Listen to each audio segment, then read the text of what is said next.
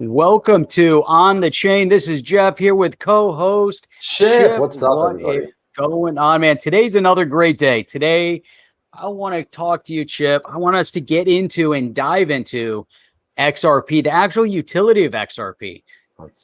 XRP, unlike many of the other assets out there, has such a strong use case that has real-world use that can be used right away. And Chip, I think that, along with some of these other great things that were going on over the weekend, are things that, man, everyone's going to love to hear about. It's all ready good to stuff. dive into this thing? I'm ready. Let's get started. Let's go. Welcome to On the Chain. Yeah, so let's get started, Jeff. This video right here is brought to you by Permission.io. Permission.io, man. Chip, did you realize that when you're browsing the web, you actually see ads from like Facebook, Google, Amazon, and those companies are making money off of your personal data, and actually billions per year.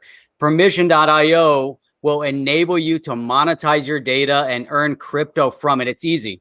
All you have to do is sign up, install the browser extension, browse the web just like you normally would. And when Permission finds relevant ads, they'll ask you if you want to opt in and engage with the ad. If you opt in, you actually get to earn the ask token just for watching an ad like you usually would. And then the ask token automatically gets stored in your browser wallet where you can spend it, trade it, hodl it, just like any other crypto. It's easy. Check it out, Permission.io. Yeah, it's in the description below, and what's cool about it, get it? Ask permission. They're asking permission. ASK token. Guys, let's jump into this.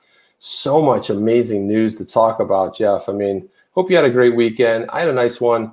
But before we get to some news items here, what I'd love to do is I'd love people to drop where you're from, the city and the country. And then I want to talk about the big letdown with England today, which was pretty rough. And then last night, I had picked Brazil to win, and then Brazil lost at home in Brazil. Oh man, it was bad. It was pretty rough, but it happens, you know. I mean, anybody following the Copa America or the Euro Cup, and I guess we're on to the Olympics. I guess that's the next big thing coming up, right? I mean, that seems like that. Gia Deltia says, "Yo, what's up? Chinese bamboo in the house." So yeah, let's get started here. Let's start looking at some stuff. Monica Long tweeted this out, and I kind of want to let's jump in and take a look at this because I think this is going to be pretty important. And you know, we always looking about cross-border payments. We're going to talk about utility, but Monica Long tweeted this out. This is the XRPL. She says the chain, not on the chain, but the chain with the OGDEX and tokenization support with greater than 5,000 tokens issued and traded, fast, low cost, scalable for settlement, and energy efficient, makes a lot of sense for all types of token use cases, including NFTs. Thanks for the combo. She's thanking John Jeff Robert, who interviewed her over there at Decrypt, which I think is a pretty good publication. They usually do a pretty decent job of getting it right, I find, for most of the time. And this is the article right here, and these are the ads of it. So here we go. So the question you're posing here is, can Ripple be a player in the NFT world? Ripple makes a strong case for XRP Ledger as a natural place for creators to register NFTs. And in brief, Ripple's recent investment in Mintable represents an interesting development in the fast-growing NFT market. And the company believes it can make inroads on the basis of its energy efficiency and lower cost. Jeff, I really think what really gives it the edge, because, you know, I mean, right now, Ethereum, like all of the NFTs sit over on Ethereum, right? And when those gas fees get high, you know, you buy an NFT and you're going to really get hammered with those fees non-stop, right? So look at how beneficial the XRPL is. I mean, if you were running, let's say Mintable wants to charge you a little something, that's fine, but they don't have that. They don't have that giant gas fee hanging out there, depending on how much that NFT goes for. But I think that's an amazing development. Dude, it's really interesting. You know, the fact that one of the things that we've looked at, we've talked about, and I think it's starting to get more traction, that the XRP Ledger has so much technology built into it, and now we're seeing that it's not just cross-border payments. We talked about enterprise. David Schwartz hinted at the side chain. We are looking at potential of rolling out into smart contracts, being utilized by other platforms like Flare Network.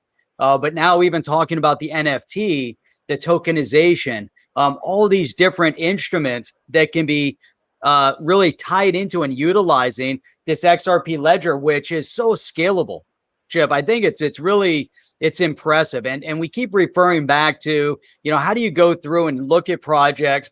How do you pick assets? This entire space has been this kind of new ecosystem, a lot of speculation. It's a speculative, asset class, whether it's Bitcoin, Ethereum, or XRP, or one of the thousands out there. But you go back to the basis. You go back to the project that it's based on and some of the players around it, Chip. And you say that a lot. Look at the players. Look at those that are orchestrating the project. Oh, exactly right. I mean, what I think people are missing, man, this is a giant ecosystem, right? And when this SEC lawsuit alleges that they do not have any, there's no utility, it's just really, it's shameful, right? And somebody else put something up here, and I'll sort of draw a little parallel to this right here. This is Buford T. Says, why do people like BitBoy Crypto seem to actively do no research on the XRP Ledger, then create bullish videos without? He said that the way it would move, I watched one of his videos. He said the way that XRP would move, it would be they could make it a stable coin, and then the stable coin would go, and there'd be no volatility. I'm like, oh, one Google search, man. Just go to ripple.com. I mean, it's not hard to find information on it. And, it's hard to understand why somebody may or may not want to,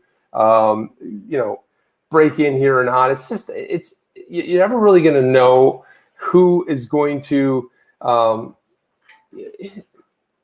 just wouldn't understand why you would go from being a Bitcoin maxi and then all of a sudden you make the jump, but you do it sort of not in a great fashion, especially when he's on these roundtables.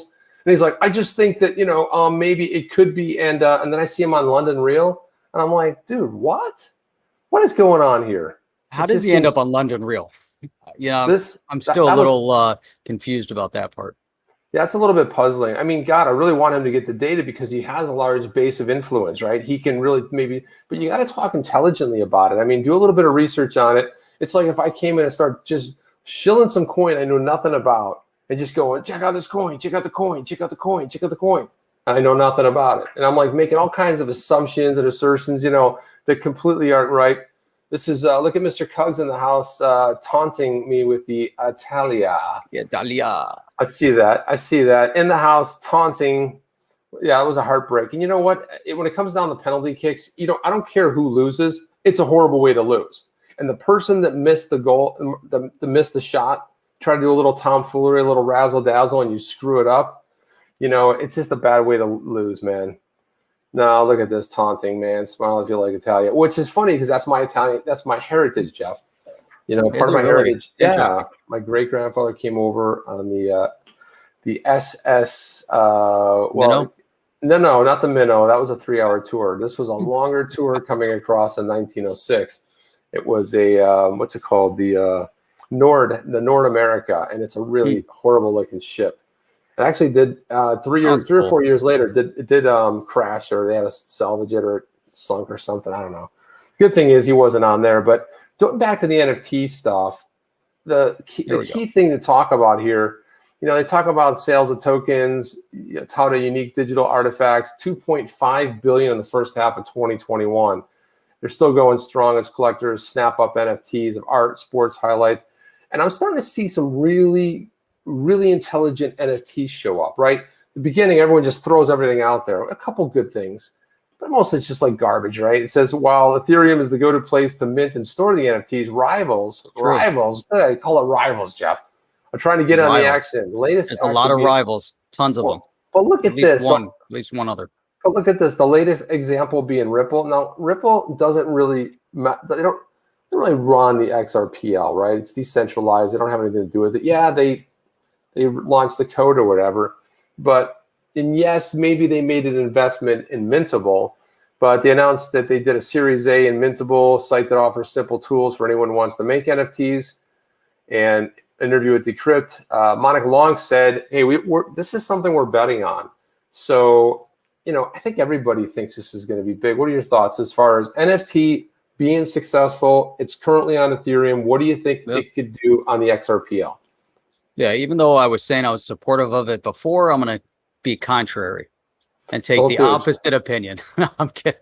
I think it's good. I mean, how can you disagree with that? The whole idea of the NFTs, the NFT space, minting something, being able to take something that exists in real life and, creating some ownership documentation of it, whether it's your stock certificate because you're tokenizing real estate, or you're tokenizing a security, or you've tokenized artwork and now you have your ownership stake online, and potentially having, multi-party ownership in a piece of art, and having, segmental ownership within an NFT, and it's all documented.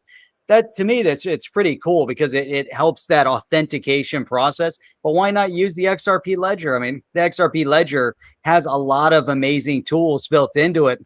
One of them being the exchange for FX, and think about all these other transactions that are taking place around the NFT also need a mechanism to happen. And if we're using Ethereum, I'm not saying Ethereum is bad, it just became costly. And we need to bring that down. We need to bring that cost down considerably. That's it. I mean, they kind of get this really right here in the article. They say if you mint an NFT on Ethereum, you often face an unpleasant surprise. Yeah, we faced a couple of those unpleasant surprises before. They're soaked with a high gas fee, right? Which is a form of the transaction tax. And at some point, once that gets cranked up again, you got all those ERC20 coins, the BP20s. It's going to clog the entire network. You watch those fees rise again. I mean, right now they've come down a little bit. We're in a little bit of a lull here. She also touts the XRP Ledger as a green alternative to Ethereum. That's great, but you could also say it's blue versus green, or it's yellow versus orange, and nobody really. I don't think it's a less costly version. The less costly is what you want to focus on. Let's go with it's more efficient. Let's just stick with efficiency.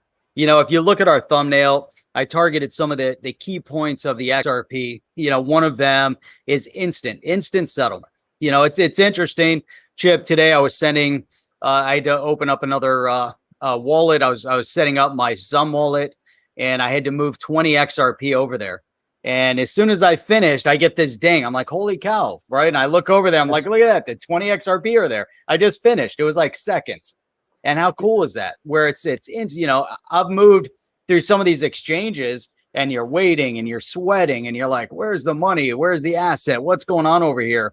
And that just proves that instant settlement aspect of XRP. Now, if you can take advantage of that, imagine you're moving multi-millions of dollars for an NFT, and you're like, man, I'm going to have to do this through Ethereum. I don't know. It's costly, not very efficient. And it could take a long time until that settlement occurs. It might not be instantaneous. And I want instant gratification. How about that? Well, instant gratification is what we kind of all expect, right? We expect everything to be fast and simple and easy. We don't really like waiting in long queues anymore. We don't like really pulling up to a brick and mortar or something and waiting, sitting around waiting. So yeah, I totally 100% agree with that. But here's the question though, can they pull the crowd, right? So usually you've got that first mover advantage, which you have Ethereum, and everyone's over there, and you got, and then you got Beeple built in his over there, and you got a couple of the big ones out there. But they're building 3 of them that I know of on the XRPL. One of them being Mintable. Then there's that one Sparkles, and then there's another one that I do not recall the name of. But there's 3 of them that are going in on the. Well, actually, the other one might be on Flare. But it doesn't matter. You're still dealing with a lot of the same stuff. You're dealing with low cost and stuff like that. I don't know who this is, Jordana. Patrick here. Give me a shout out. I know you know me. Chip, we're going to be really, really, really, really, really, really rich. Good vibes. I agree with that. Get enough reallys in there? There's a couple. There's a couple of them. Really. Oh, really, and really, I was going to put this one up, Chip. This one I got to add more of a follow up to it. So if this is Jordana Cosmetics or Patrick or some other however you want to be referred to, but Jamaica going to run a CBDC pilot. So I like that, and Chip, one of the things that we're seeing around the world, a lot of CBDC pilots being done. We know that the narrative of the CBDC has been pushed up. The timetable has been pushed up by at least 5 years. They're in acceleration mode right now. But the point that we're seeing right here is the bridge is coming, XRP, Ripple, so in place, position the right way, being able to connect the interoperability, making sure that you can transact from Jamaica on the CBDC to the US to someplace else, and that CBDC will be transferable and accepted, right? Yeah, and trackable and everything else. Like we have a story a little bit later to cover about. It's so funny. It's an alternate take on the CBDC of China, and it turns out it's our take. So it's like here's an alternate take. What about this? And it's like I wonder if anyone's ever thought about this before. And it's like, well, yeah, we never. We have thought about it. And it's totally been there. It's not like it's something new, So Monica goes on to say that she believes that NFTs will enable profitability and new business models with the blockchain of their choice for creators and mainstream accessibility to crypto. And, the cool thing about that is you totally can, it can really be your crypto of choice because you've got that interoperability with the XRPL. So that's something that is really cool. And I wanted just to pull up a little bit of this Mintable, just kind of show what this looks like here. Jamaica always had CBD anyways. They did add CBD, that's for sure. That's for sure. But let's see, where is this Mintable? Yeah. So here's just a couple of things. Here's a series right there. This is Melon Pixel, and these are a couple. And someone put out a good tweet. They're like, why do this NFTs have to be like 8-bit graphics? I mean, shouldn't they be like, full color? I mean, shouldn't they be cool? I mean, I don't know. That's pretty cool. There's the Mintable app. There's like Joe the Exotic pixelation with the of it. tiger. That's fun, I guess. What is this? Yeah. So it's pretty cool. And then there they are right here. So there's some cool stuff. But people are getting really creative, and what I'm seeing more and more that I think is exciting is the fact that not only will you get sort of the the blockchain version of it, right? You get the digital version, blockchain, but a lot of times what they're doing is they're throwing in, like if it's a real piece of artwork, not a t-shirt, Jeff, not a t-shirt. By the way, if you want a t-shirt, there's always these beautiful t-shirts on our merch store right there. There's one of them. Look at that. Be the Moon Holy Crew cow. right there. And the on the chain Moon Crew. and That's if you're pretty a fan of the Star Wars, here's a great one right here. Ooh, SEC Wars. The Ripple Strikes Back. that's pretty sweet. Pretty sweet, man. See, it was Where so can sweet. you get that? Where do you get that swag? Oh, you get that swag at our store. You can drop the why don't you drop the link there, Jeff? It is on the chain.shop. Look at that. You guys can do that. We ship all over the world. Shop. Sweet. Yeah, I'll throw that in there. You guys we ship all over the world. Because someone pinged me the other day, they're like, hey, man, you ship to Canada? I'm like, oh, yeah, Canada. It's like same as the U.S., really. And then if you're in Europe, actually, it ships from Europe. So, and it's produced over there. So that's kind of cool. And here, I'll show you the merch shop right here. Bam, there it is. The merch. There's all kinds of stuff. We actually have women's tees that are pretty cool, too. It's not just like all these like weird guy, like see, like they're cut for women. Not these. Actually have cool colors, too. It's not the same old stuff and tumblers and this kind of stuff. But I'm going to get one of those pink ones. No, I don't know, man. So Gallery Slim, Gallery Sim, Gallery SJM says XRP is an amazing creation. America should be proud of its achievement. David Schwartz is a genius. Oh, he absolutely is 100% genius level, and he has a wicked sense of humor. I mean, he does, like, he'll put these random things out there, and I just love them because they're like, what? And I'm like, it makes sense to somebody, but it is fun to some of the stuff that he does, though. I have to give him a lot of credit. What else we got here, Jeff? There's something else I wanted to dive into here. All I know is that WB is now no longer going to be running around naked because he's got some OTC gear. That's all I got to say. All right. Well, that's a good thing, man. That is a very solid thing. So, hey, what do you think about John Deaton. I had a great letter that was posted, and he was talking about the SEC's baseless utility argument, and their argument actually lacks some utility. It does. Yeah, it's actually a great article. I mean, he does nail it right here, right off the front. He says, "Hey, you know what? SEC's lawsuit against Ripple has been flawed from its inception." It's kind of a bad look, you know. I think they sort of when they went and launched into this, the administration changed, brought some new players in, got some trial attorneys. And you have to work with what you have, right? So you got to try to argue stuff, but the points are really baseless. I mean, they're really sort of, you know, when he talks about here, Bitcoin, he says if Judge Nepper and millions of XRP holders, along with companies like Ripple, BitPay, Spend the Bits, Japan's SBI, and others recognize the utility of XRP, it seems like the SEC is the outlier. And I just don't think they're going to have a strong argument. I think Deaton's pulling up a good point here is that it's so bad. It's like if you're going to pick an argument, there's a couple different ways you could go. Yeah, now if you went back to 2013, and I think what this really comes down to, Jeff, is that the SEC really has little understanding of the crypto market, much like Congress, much like anybody else. They just don't. They're just kind of a bunch of knuckleheads. They don't really know. And they're like, you know what? It doesn't have utility. It doesn't do anything. And meanwhile, Deaton compiles tons of, you know, from getting paid in it to if I want to go to the store and I want to use my Coinbase or my Uphold card and I want to buy something, they just slide it through there and they don't realize that I'm buying that with XRP.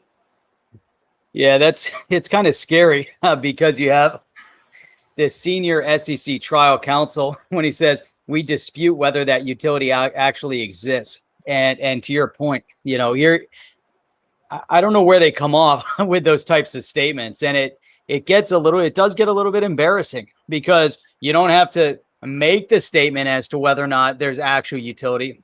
You can read the white paper, you can see it in practical use. It's being utilized.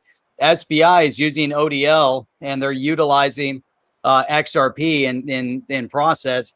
We know that MoneyGram was using ODL for FX, settlement and exchange. So we know that there's utility. And so how did they even come up with a statement like that? They obviously haven't gone far enough. The fact that you've got Gensler, who taught about crypto or at least lectured on crypto at MIT, he knows. He can dissect it. He understands utility. He should know. Here's the question. Is there direct communication at this point between Gensler and the attorneys? And if there is, are the attorneys listening to what Gensler has to say? Are they even going to Gensler and saying, hey, Gensler, you taught at MIT, you taught this stuff. Can you give us a crash course? Can we maybe dissect this a little bit? We got to go in front of this judge. Maybe we want to say things, a little bit more on point. By the way, I was laughing at Jeff. Jeff B says, ask BitBoy if he made clear he has 200,000 XRP in prior video. He says, yeah, I got 200,000 XRP. He's just saying something along the lines of 2,000 XRP. All right, Sir John, you're going to be in a timeout too. He's taunting me as well.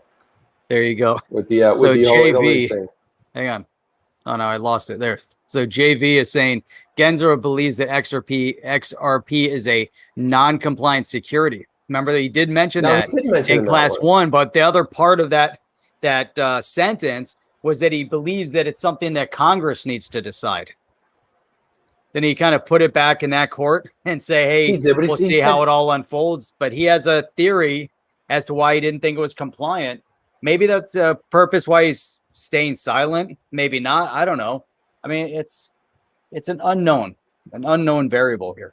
Well, he's kind of gone both ways. The thing is, he's been contradictory, but it doesn't matter because it's the same as if he were to speak at a conference. He'd be speaking in a personal sense, Exactly. And then if he was speaking in one of his classes, he was also speaking. He wasn't speaking as a professor or anything. No, he was speaking as just some guy, right? Well, he was speaking at that point way before he was chair of the SEC, where he could claim to be. Yeah, and he could claim to be speaking in his personal capacity. Well. Game Guru Akamoto says that Gala Games is moving from ETH to Flare. That's a big one too. That's going to be like Gala Games is pretty solid, man. We got to get those guys on here. That would be pretty cool. Yeah, I'd love like to talk to them. I like that. Definitely like to get into it with them, but Yeah. yeah, 180. That's what Hans Lotta was saying. 160 IQ, boss level genius. That's for David Schwartz. And then the other thing that is brought up in this post is that Status Crypto, he went out and he did a poll. He polled 400 people, and he said, "Hey, did you think that you were buying shares of Ripple?" And 90% of the people were like, "No, I didn't think I was buying." See, it's like, so that's like it's a really sad argument, because when you bought XRP, you didn't think you were buying like shares in Ripple. So, and the thing is, they're so disconnected. And now, one of the things that I could see that potentially could trip people up is because it used to be called Ripple, changed it to XRP, and 80% of the exchanges still listed with the Ripple logo. The circular, whatever that Triskelion or whatever that thing's called. And maybe they feel like it's something about Ripple. They don't think they're buying the company. Right. They know they're not buying the company. They know they're investing in the asset. But it's like Ethereum. If you buy Ethereum, do you believe that if the Ethereum Foundation continues its efforts to attract and develop the tech so that you have these ERC20 tokens that keep rolling out on it, do you believe that activity is what brings the value of Ethereum? Yeah. I mean, you can make that case too. Say, I bought Ethereum because I believe all of this. This is what's happening in the ecosystem. And I believe that these other projects are going to be successful. Therefore, I'm okay buying ETH. If not, I'm just going to buy the ERC20 token of those individual companies. And I believe ETH on its own is going to have no value. But that's why you're buying into ETH. Stellar, why would you get XLM? Do you believe that that what the Stellar Foundation is doing in order to enhance and roll out their technology, do you believe it's going to have a direct impact on the valuation of XLM?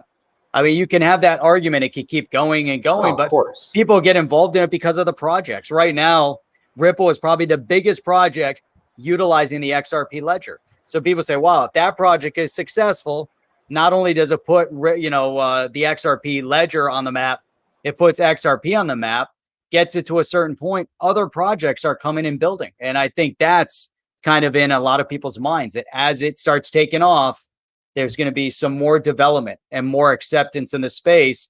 The expectation is that the XRP Ledger gets utilized in all these cross-border transactions, whether it's Ripple or some other entity. I think that's part of the expectation, because that's one of its primary use cases. Exactly. Am I wrong with that? Not at all. I think you're spot on. And one of the things that, that letter that Warren wrote, basically, I mean, it was a setup, right? Let's figure out the answers. Let's make a question, and then let's give you a tight deadline. Let's put on a dog and pony show and make everybody feel good. And really, it's Congress's role. And he says, and now the cringy Warren volleyed it back to the SEC. And it's kind of what it was. It was kind of like, here, I get you the questions. The answer's already done. This is like, is there anybody out there that thinks like, oh my gosh, he was hit with these questions and he has to give them by the July 28th? Come on, man. We were born at night, maybe, but not last night. This is ridiculous. I was born in the morning. Okay, well, it's like at night or the morning, whatever. But you get the old, you know how the saying works, Jeff. I know, I'm kidding. You know how the saying works. Is Hinman, that's a good question. Jeff Beach is asking, is Hinman going to be depoed? Is he going to go sit in the chair for the deposition? Now they moved it. I think that came out on Friday. I think they moved it to, what was that? Mid go find that tweet. But yeah, I don't see it. Why wouldn't he? He's made outrageous claims. He's done a lot of stuff. And it's like, well, when did you say it? When did you know this? What inspired you to say that? That speech had to be approved before you got out in front and basically gave it, right? Because there's nothing the SEC does without some oversight and attorneys looking at it and reading through it and making sure everything. And it's a script. He just basically reads a script, a teleprompter. It's nothing different. Is it on the 19th? So Hans is saying. So Hans, if it's on the 19th, well, he's saying 19th, like with an exclamation point, which is like, I would be like 19th. That's a question mark. Oh yeah, 19th with a question mark. Yes. Yeah. So the question mark, I don't really know. We'll just go look up James Filan, and he'll have the tweet up there. Yeah, here it is, right here. Oh yeah, his last tweet was from a newer one than this. I think put one on the 9th that said. Anyway, I don't know. I don't know where to find that deposition, but yeah, I don't see why. I actually don't know why Hinman wouldn't sit there. Now it's interesting that they moved it.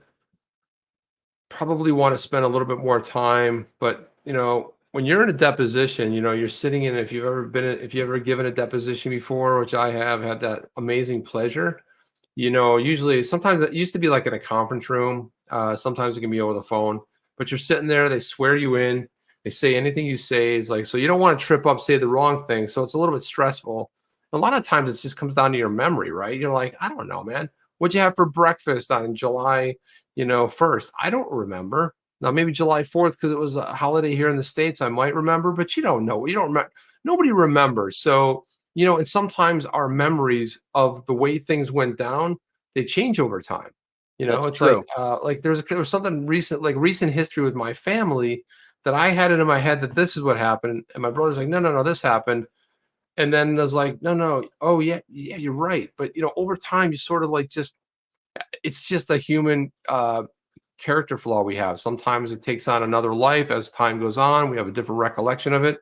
And 3 people can watch the same auto accident and 3 different people have 3 different opinions of what happened, and it's usually through cross-examination. But when you sit in their deposition, they ask you questions, you're sitting with an attorney, the attorney says you can answer it, don't answer it, whatever, they're advising you, whether you're not sitting there like asking them for the answer, but they're advising you, whatever. And Yeah. you got a bunch of attorneys for Ripple, and Yeah. I think they should. Why shouldn't he fit? Like, what kind of privilege does he have? I mean, the letter to quash that was so ridiculously written. In one paragraph, they were saying he was one of the top officials of the SEC, and the next one was like, well, he doesn't really know anything. Come on, man, he's just That's true. the guy that showed up. He doesn't. What does he know? He doesn't know anything. He's just a random guy. Just some random dude, man. It's like the most important official ever to work at the SEC, and then I was like, well, it doesn't. Just so random. Well, I'll tell you what, I was in this deposition the other day and I wanted to make sure, this event occurred and I knew that people would just not believe it. You had to make sure it was recorded, right? So I made sure that it was recorded. I want to play this for you. I got to play this for you because it's a snippet of a real life event that really took place, even though this person would dispute the fact that it took place. But let me just play it for you real quick. Why don't you go and play it? Wie einst Lily Marlin. Wie einst Lily Marlin. Man, you Yeah, see what I'm John- saying? Yeah, and Sir John was like saying, like on Twitter, he was like, he's like, yeah, England plays dirty. I'm like, I've never seen a dirtier game with Italy, man. Yanking a guy down by his collar as he's running down the pitch, yanking him down, slamming him to the ground. He's like, oh, that's that thing It they just do. doesn't. that bad acting when they fall and they roll around. And they fall like, down. "Oh." They're rolling around like, and grabbing their wait, knee there's- and all that There's stuff. no penalty or card. Okay, get up, start walking. I mean, it's just so bad. I mean, it's like they're not going to win any awards with the Right. acting. It's pretty poor, I know you sent that in there, but unfortunately, I can't. In this software, I'm unable to get that. You sent the. Yeah, I don't know why I can't see this in here. Yeah. I know he sent the link to it, but I just can't. I can't grab it. Gallery says, God bless America from your loving friend in England. Love to Jeff and Chip. DS is the answer. Okay. Yeah, man, and my heart breaks for England, man. It's just like I said, it's a horrible way to lose. It really is. But it has to go. Someone has to emerge the winner. But don't worry, I do have some solace for you, because no matter how bad you feel, you're not Brazil, and Brazil football is everything. It's breakfast, lunch, and dinner, and everything. And the thing is when you lose to the Germans 7-1. And you hosted the World Cup and you lost 7-1 and got blown out on your own turf, you want to kind of like reclaim that. And Argentina, your neighboring country, comes in and beats you 1-0. Man, that's a gut punch right there. That's rough. So I feel for my Brazilian friends too, because that's a tough one to lose. But also happy for my Argentinian friends, because Messi finally, after he finally can tick that box of a major championship, or one of the big championships, because man, it's been a while. So it's kind of cool to see that as well. So true. So true. Hey, I wanted to remind everybody here tonight that if it's your very first time here, Please remember to subscribe.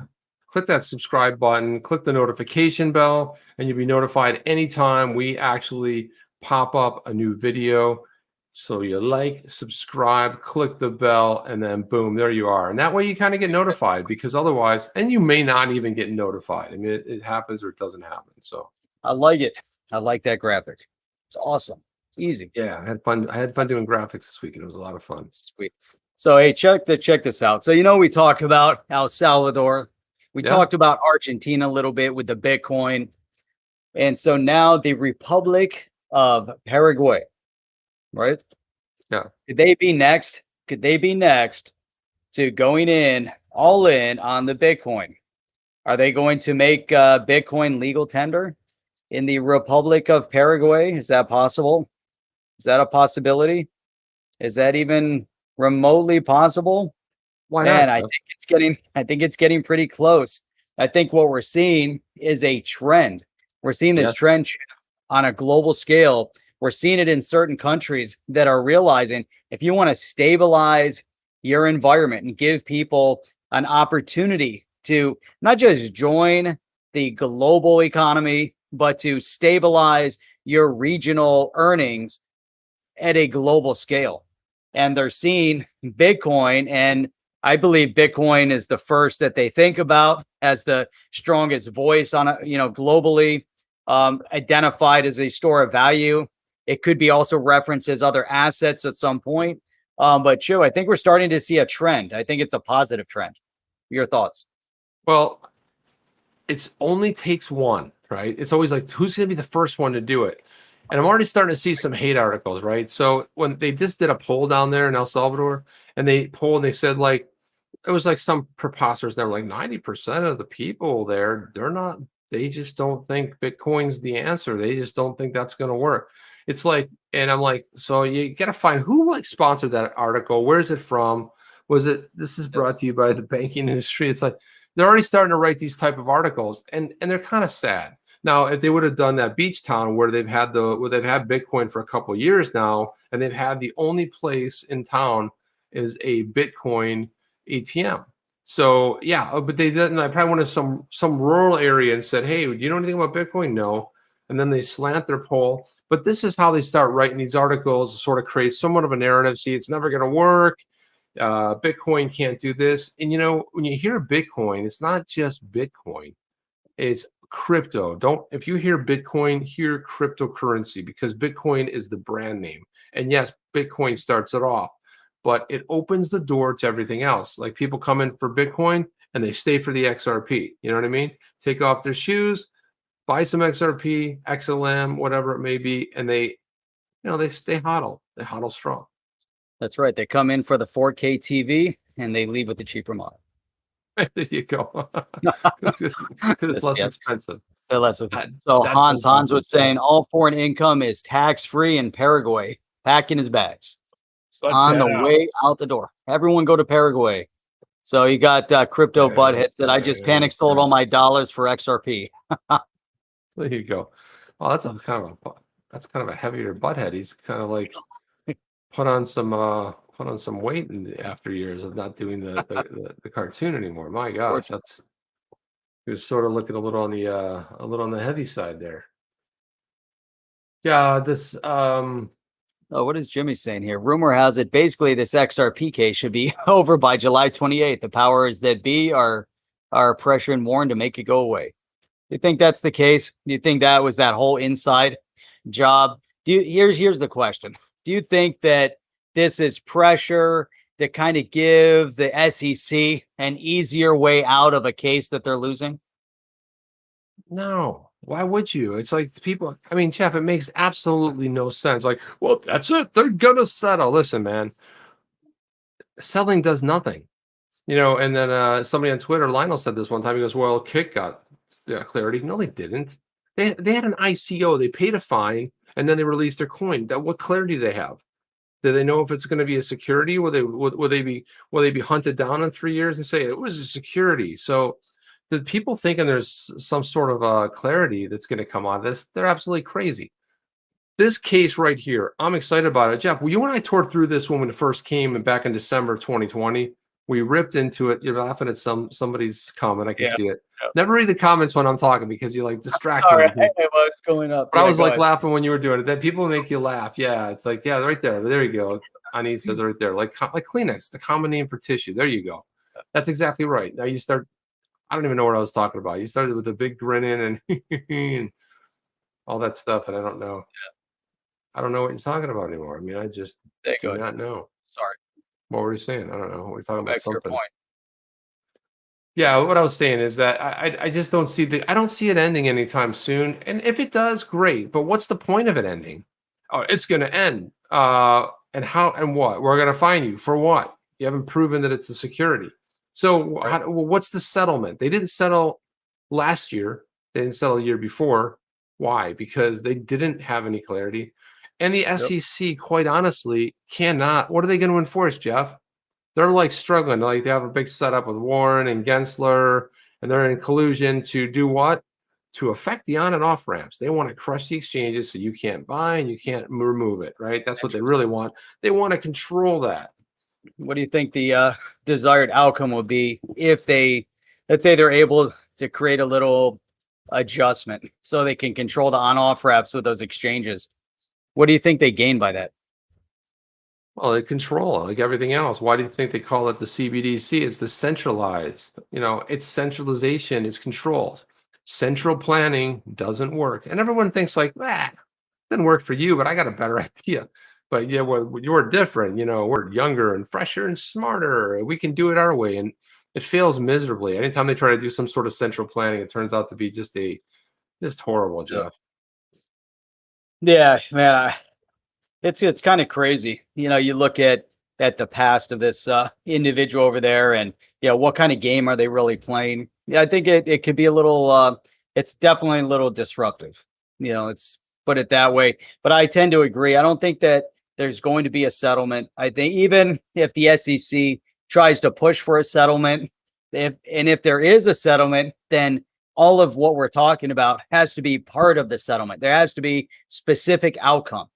And that's the only way. I don't think Ripple is going to settle for anything less because they realize that if it goes to settlement, they just pay a fine, everyone goes about their business. Then what?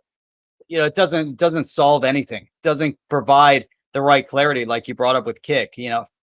Didn't solve anything for the retail investor. The retail investor is still confused. And what happens exactly? How do you move forward? How does that help their ecosystem? Does it help the banks if there's a settlement? Unless all of that's baked in and they get regulatory clarity as part of the settlement. Say, hey, we want to know once and for all in our settlement, XRP is not a security. Or maybe in the settlement, XRP was a security 8 years ago, but is no longer a security as of 8 years ago. Right.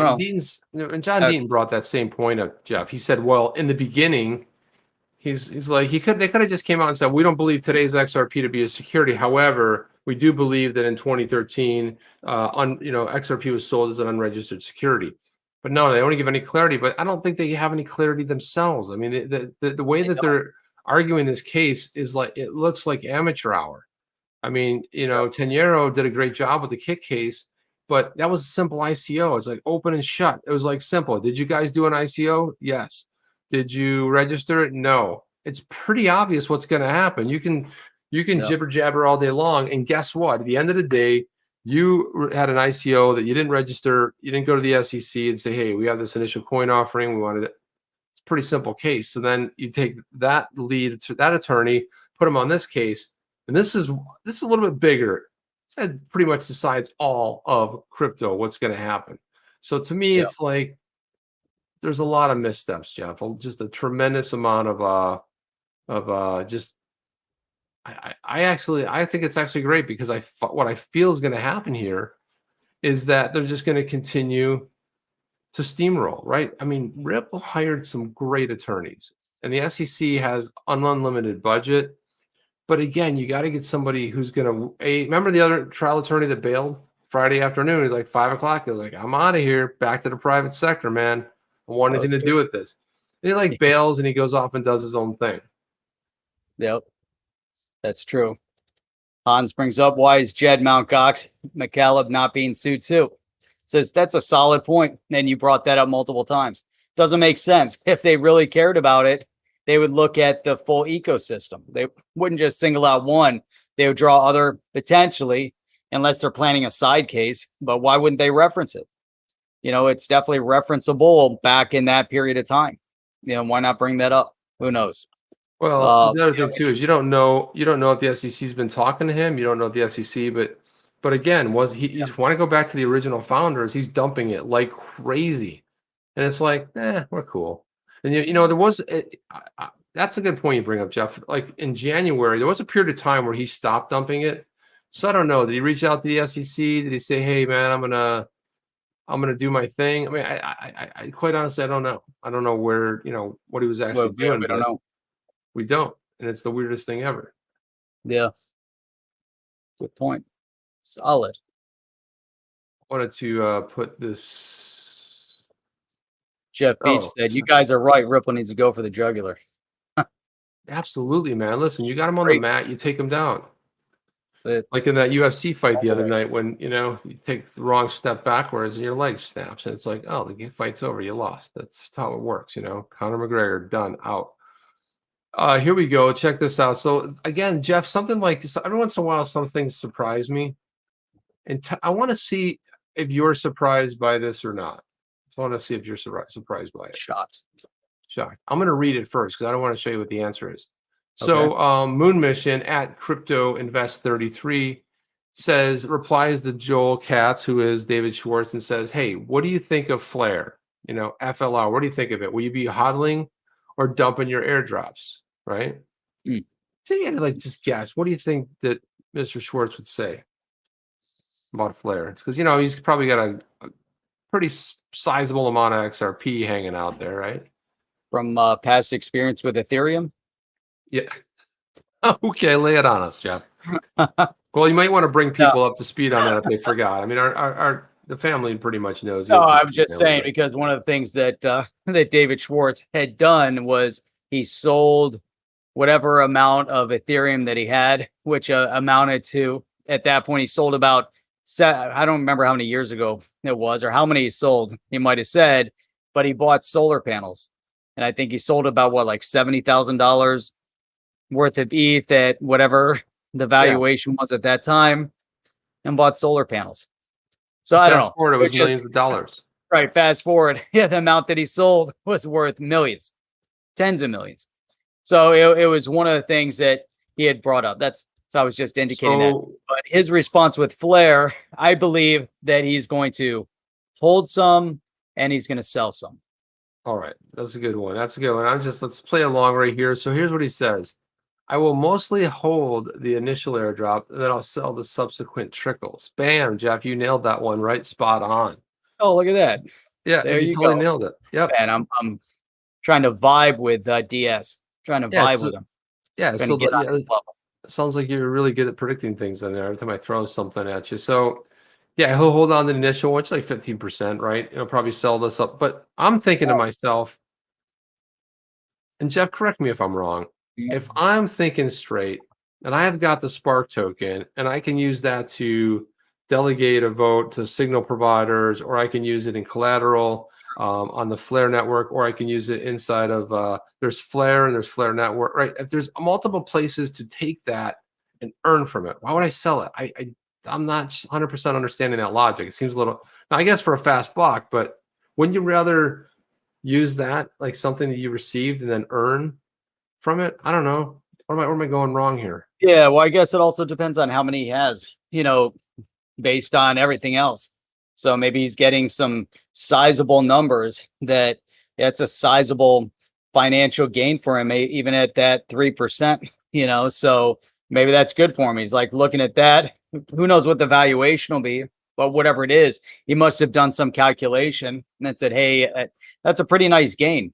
You're going to get whatever that is for the next 2 or 3 years. That's pretty good. But I like your side of it better. Why not take everything that you're getting from Flare and double down on it?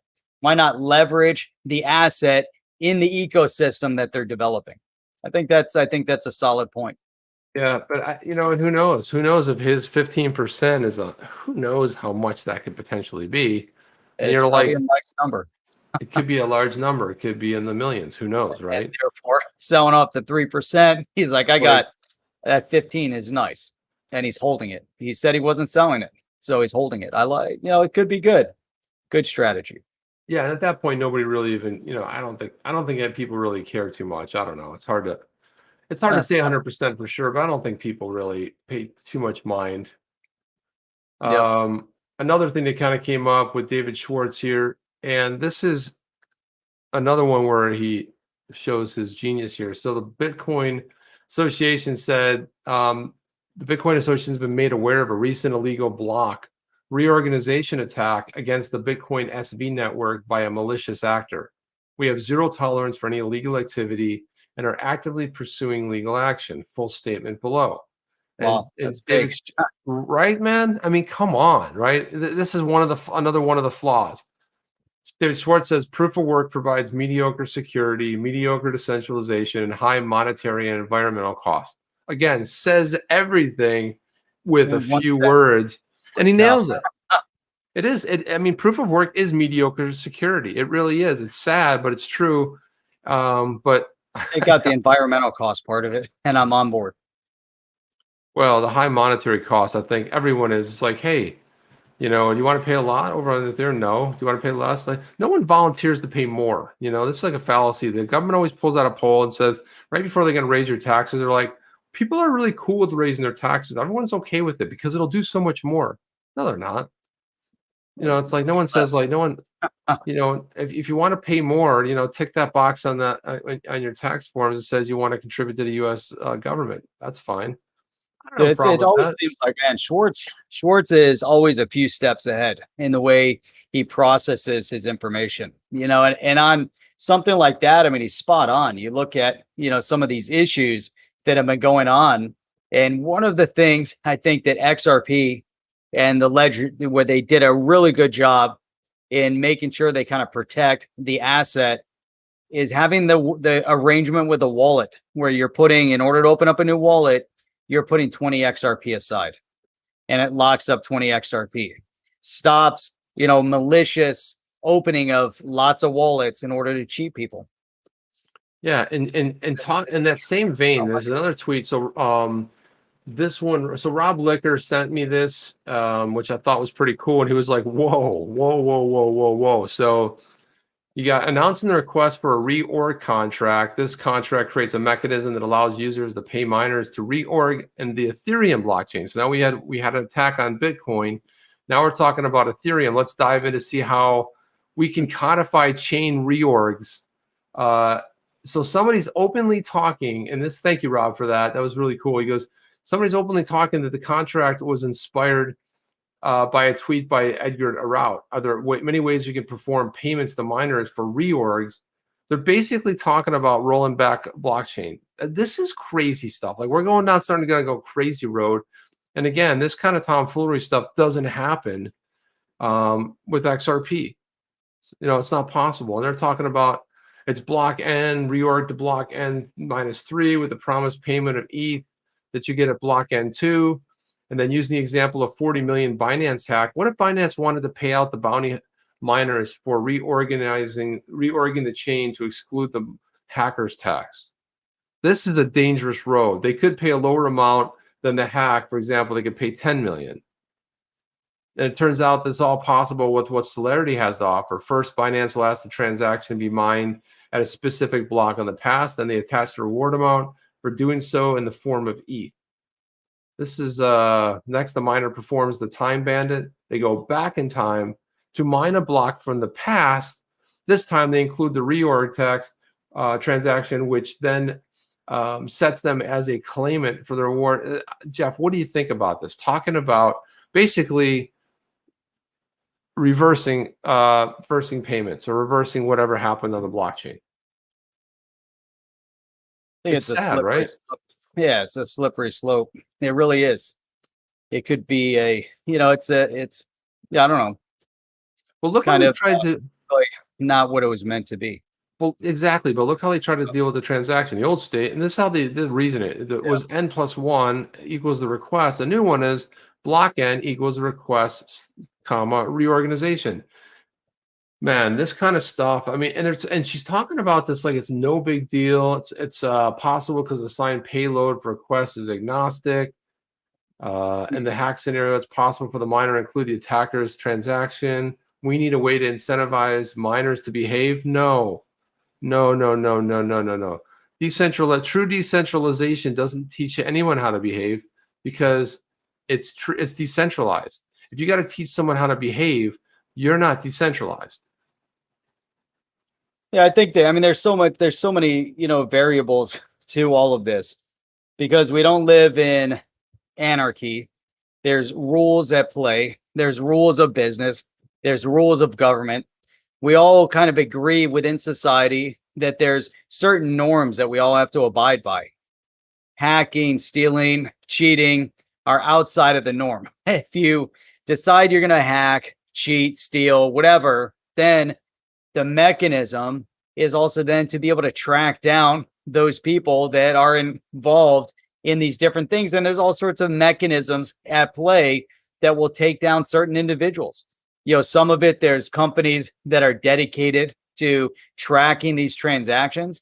As we, I think it was a couple of days ago, you brought up that Hamas had been tracked down. Certain wallets popped up being on Binance, I think it was, some on Coinbase a while ago, that money had been moving to terrorist entities through these, the facility,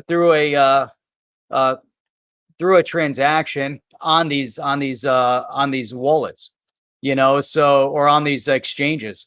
Do those exchanges become complicit in that whole scenario, or they've done their due diligence, KYC, AML, of whatever was needed, but there's these other entities that are tracking down the bad players, and if they're using the same techniques they would normally to track them down, and they're able to tie some of the dotted lines together through the blockchain, which is pretty impressive. Where if the transactions are being done in fiat, sometimes it makes a lot more difficult to really figure out, and tie the cash flow, where they're finding mechanism to tie it with the blockchain.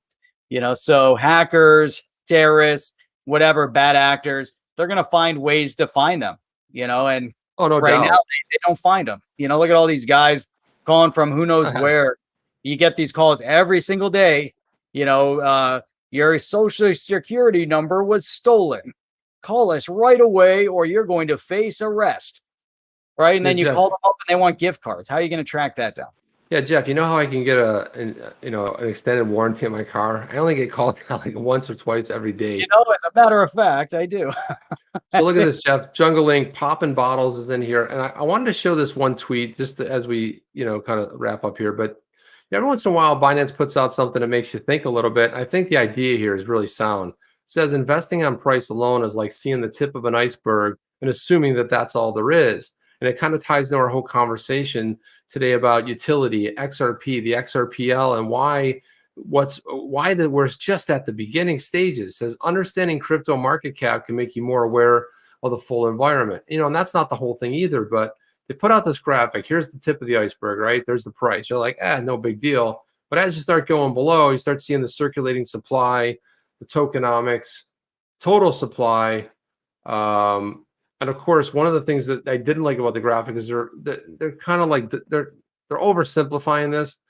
This should be right in here, which probably one of the big ones was utility, right? Utility. What does it do? What's the coin do? What does it offer? Because the utility is going to bring it further along. But they put a formula together: market cap equals the current price times the total circulating. Yeah, right, true.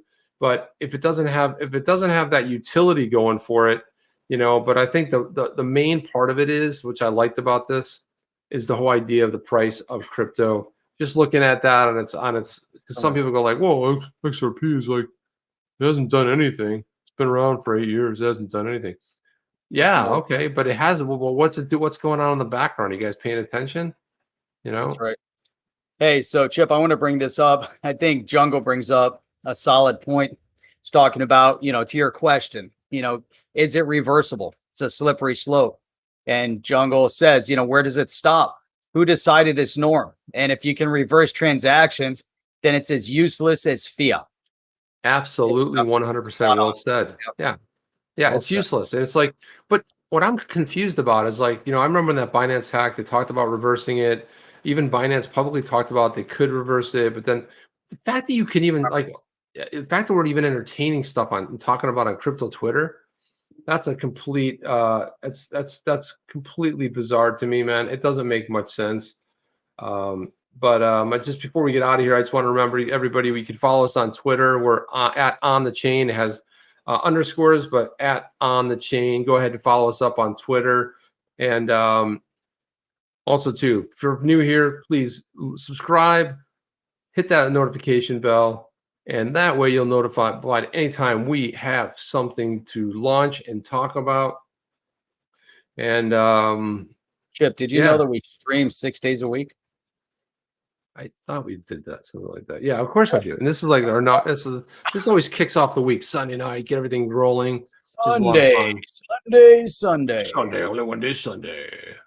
Sunday through Thursday, 8 p.m. Eastern Standard Time, and every Saturday morning at 8 a.m. Eastern Standard Time. And like Chip said, hit that subscribe button.